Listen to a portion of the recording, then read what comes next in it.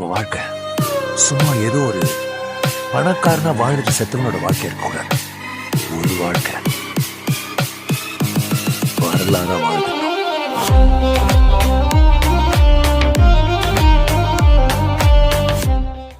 Hi நண்பா, நான் தான் டென்டோன் ஆர்கிட். இன்றைக்கி என்ன வீடியோ பார்க்க போகிறோன்னு பார்த்தீங்கன்னா, நியூ KTM Duke 200 பைக் பற்றி தான் பார்க்க போகிறோம். இந்த சேனலுக்கு நீ புதுசாரியும் சப்ஸ்கிரைப் பண்ணிக்கோங்க, ஓகேவா? பண்ணிவிட்டு பெல் ஐக்கனை கிளிக் பண்ணி வச்சுக்கோங்க. சரி, வீடியோக்குள்ளே போகலாம். ஓகே நண்பா, என்ன வீடியோ பார்க்க போகிறோன்னா, தம்ப்நெயிலையும் பார்த்துருப்பீங்க, நீங்கள் எனக்கு வந்து டைட்டிலையும் பார்த்துருப்பீங்க. நம்ம இந்த டியூக் 200 பைக் பார்த்தீங்கன்னா வாங்காண்டெல்லாம் நான் சொல்லலை. நான் சொல்ல போகிற தெரிஞ்சு வச்சுட்டு இந்த பைக்கை வாங்கினா அவ்வளோதான் சொல்கிறேன். இந்த பைக்கில் பார்த்தீங்கன்னா நெகட்டிவ் இருக்குது, பாசிட்டிவ் இருக்குது. எதை பார்க்கலாம் ஃபஸ்ட்டு? ஓகே, நம்ம ரெண்டையும் மிக்ஸ் பண்ணி பார்த்துலாம், அதான் கரெக்டாக இருக்கும். ஃபஸ்ட்டு எங்கேருந்து ஸ்டார்ட் பண்ணலான்னு பார்த்தீங்கன்னா, மைலேஜ். இந்த பைக்கு பார்த்தீங்கன்னா நிறைய பேர் சொல்கிறதுனா எனக்கு 40 கிடச்சி 45 கிடச்சி அப்படிலாம் சொல்கிறாங்க. ஆனால் ஷோரூம்லேருந்து கிளைம் பண்ணுறது பார்த்தீங்கன்னா 35 தான் கிளைம் பண்ணுறாங்க. இந்த பைக்கு நான் என்கிட்ட இல்லை. ஓகே, என்கிட்ட 390 தான் இருக்குது. நிறைய வச்சு சொல்கிறத பார்க்கும்போது ஓகே, மீடியமாக உங்களுக்கு மைலேஜ் கிடைக்கு தான் நான் நம்புகிறேன். இதுக்கு அடுத்து பார்த்தீங்கன்னா சீட் ஹைட் நான் பார்த்தீங்கன்னா 5.5 5.6 இருப்பேன். எனக்கு கொஞ்சம் கஷ்டம்தான். அப்படின்னா மேனேஜபிள் தான், உங்களுக்கு வந்து இது பண்ணலாம்.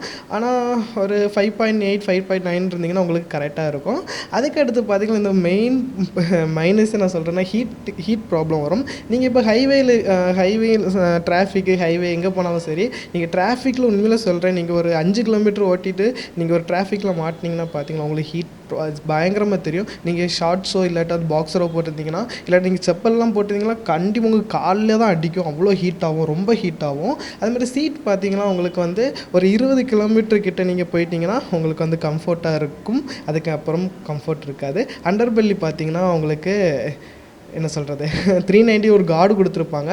ஆனால் இது வந்து நீங்கள் டபுள்ஸ் வச்சுட்டு போனீங்கன்னா கண்டிப்பாக ஸ்பீட் பிரேக்கர் ஸ்பீட் பம்ப்ஸ்லாம் உங்களுக்கு அடி தட்டும்.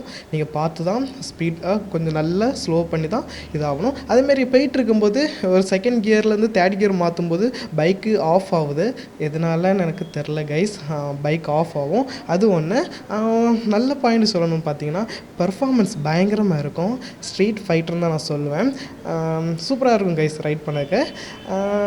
அதுக்கடுத்து பார்த்தீங்கன்னா உங்களுக்கு வந்து என்ன சொல்கிறது ஹேண்ட்லிங் நல்லா இருக்கும். அதுமாதிரி நிறைய சர்வீஸ் எப்படி இருக்குன்னு கேட்குறீங்க. பைக் சர்வீஸ் பார்த்தீங்கன்னா உங்களுக்கு தேர்ட் சர்வீஸ் வர உங்களுக்கு ஃபஸ்ட்டு செகண்ட் தேர்ட் சூப்பராக இருக்கும் கைஸ். அதுக்கு மேலே தான் உங்களுக்கு வைப்பான் பாரு ஆப்பு அப்படின்னு சொல்லணும். ஏன்னா உங்களுக்கு அதுக்கு தான் காஸ்ட்லி, பயங்கர காஸ்ட்லியாக இருக்கும். அதான் KTM சைடு. ஏன்னா கெத்தாக இருக்கும்னு சொல்லுவாங்க, ஆனால் அது நீங்கள் பார்த்துக்கோங்க.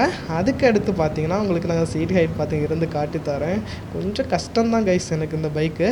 ஆனால் லுக் வைஸ் உண்மையாக சொல்கிறேன், இந்த பைக் நான் KTM சைடு வந்து 200 பெஸ்ட்டு பைக் நான் சொல்லுவேன். KTM சைடில் வந்து நான் அடித்து சொல்லுவேன் கைஸ், 200 பெஸ்ட்டு பைக். ஏன்னா உங்களுக்கு 6 பேக்ஸ் ஹெட்லைட் இருக்குது. அதுமாதிரி TFT டிஸ்பிளே கொடுத்துருக்கான், colour TFT display sorry, okay கொடுத்துருக்கான். பெஸ்ட்டுன்னு தான் நான் சொல்லுவேன். என்ன கேட்டால் KTM சைடு வந்தீங்கன்னா சூப்பர் பைக்.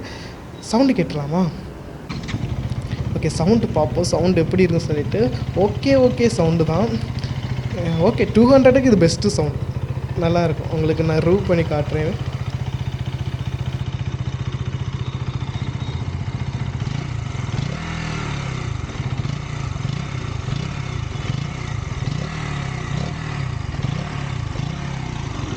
சவுண்டு பார்த்தீங்களா? நல்லா இருந்துச்சு, பரவாயில்ல. 200க்கு நல்ல சவுண்டு தான். அதுக்கடுத்து பார்த்தீங்கன்னா மெயின் விஷயம் என்னென்னா ஆன் ரோட் ப்ரைஸ். அதான் சொல்கிறேன். ஓகே, ஆன் ரோட் ப்ரைஸ் பார்த்தீங்கன்னா 2,50,000 2,50,000 வரும். அடிக்கடி ஆஃபர் போடுவாங்க எல்லா ஷோரூம்லேயும், எப்படின்னு தெரில, அது பார்த்துக்கோங்க.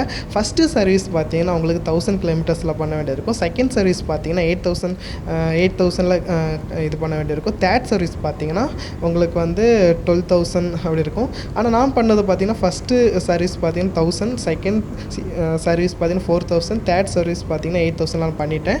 உங்களுக்கு KTM ஆப்லேயே உங்களுக்கு பார்த்துக்கலாம். ஓகே, அதுக்கு அடுத்து பார்த்தீங்கன்னா இந்த பைக்கு யாருக்கெல்லாம் செட் ஆகும்னு சொல்லிட்டு நீங்கள் என்ன பண்ணணும்னா, ஃபஸ்ட்டு பைக்கை பார்த்தும் ஓடி போய் வாங்காதுங்க. ஃபஸ்ட்டு டெஸ்ட் ட்ரைவ் பண்ணுங்கள். இல்லாட்டி உங்கள் ஃப்ரெண்ட்டு யார்ட்டையாவது இருந்துச்சுன்னா ரைட் பண்ணி பாருங்கள். உங்களுக்காக நான் பைக்கான்னு சொல்லிட்டு நீங்கள் வந்து ரைட் பண்ணி பாருங்கள், ஓகேவா? உங்களுக்கு சிலவங்களுக்கு பிடிக்கும், சிலவங்களுக்கு பிடிக்காது. அதனால் ஃபஸ்ட்டே சொல்கிறேன், நீங்கள் வந்து ரைட் பண்ணி பார்த்துட்டு வாங்குறது பெஸ்ட்டு. அதுமாதிரி EMIக்கு நீங்கள் போட்டிங்கன்னா கஷ்டப்படுவீங்க கைஸ். உண்மையிலே சொல்கிறேன், நான் இன்னும் இஎம்ஐ கட்டிகிட்ருக்கேன்.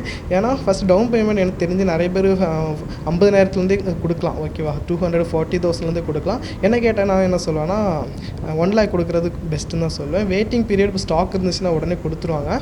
ஸ்டாக் இல்லாட்டால் மட்டும் ஒரு 15 நாள் வெயிட் பண்ணுற மாதிரி இருக்கும். இன்னும் உங்களுக்கு நான் சொல்கிறது உங்களுக்கு எப்படி எடுத்துப்பீங்கன்னு தெரில. என்னை எல்லோரும் கழுவி தான் ஊற்றிங்கன்னு சொன்னாலும் ஏதாவது டவுட் இருந்துச்சுன்னா கமெண்டில் கேளுங்க, இல்லாட்டா சொல்லுங்கள், நான் தெரிஞ்சுக்கிறேன். இன்ஸ்டாகிராம் ஐடி டிஸ்கிரிப்ஷனில் கொடுத்துருக்கேன். நீங்கள் வந்து என்ன காண்டாக்ட் பண்ணி பேசிக்கலாம். ஓகே, டாடா.